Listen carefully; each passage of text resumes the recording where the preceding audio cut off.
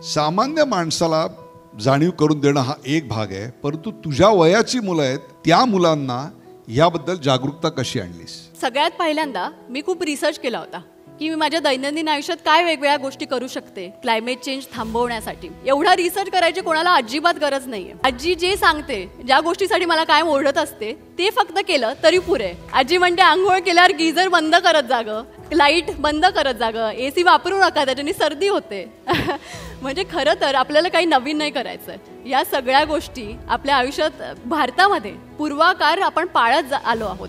Waste सेग्रेगेट करणं हे आपले आजी आजोबा करतच होते ना. तर फक्त आपल्याला 2 पिढ्या आधी काय चाललं होतं तेच परत आणायचंय. युद्धामुळे जेवढा विनाश या पृथ्वी तलावर झाला त्यापेक्षा कित्येक पटीनं जास्त विनाश हा मागच्या 100 वर्षात क्लायमेट चेंज मुळे झालेला आहे. हे ओळखून ज्या मुलीने काम चालू केलं आणि ती मुलगी ही भारतीय मराठी आहे याचा आम्हाला प्रचंड अभिमान आहे.